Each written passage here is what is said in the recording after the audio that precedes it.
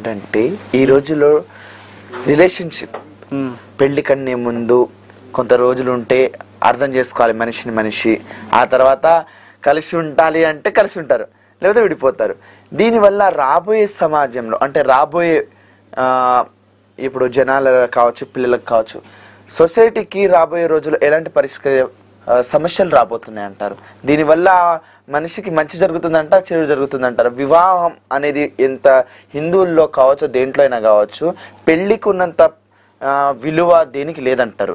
మరి ఆ పెళ్లి కన్నా ముందు ఇలాంటి చేయడం వల్ల వాళ్ళ ఏమంటారు బాండింగ్ అనేది పెరుగుతుంది అంటే వాస్తవం అంటారా? లేదండి, అట్లా ఏముండదు. అంటే ఏదైనా కర్మ అనేది వెంట పెడుతుందండి.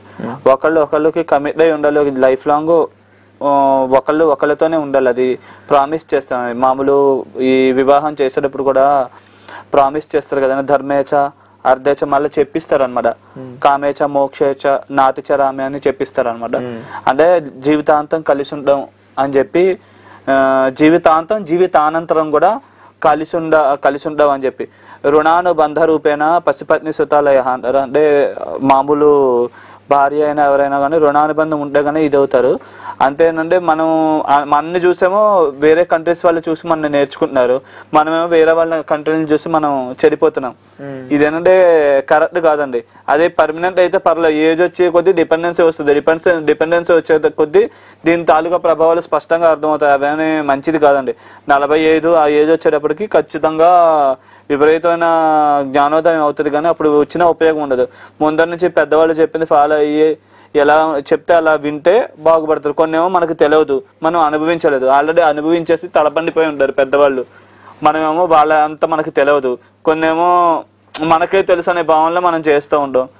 చేస్తే మనమే నష్టపోతాం. తెలియకుండా దానివల్ల అంతా చెడ్డ పేరు తప్ప మంచి పేరు ఏం రాదండి. తెలియకుండా అది మీ కెరియర్కి కూడా మైనస్ అవుతుంది ఎవరైనా కానీ.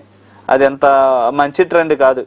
అంటే ఇంకా తెలియకుండా ఏంటంటే ఇంకా ఫ్యూచర్లో రిలేషన్స్ అనేవి ఉండవు అనమాట. రకరకాలుగా అయిపోతుంది ఇంకా వ్యవస్థ.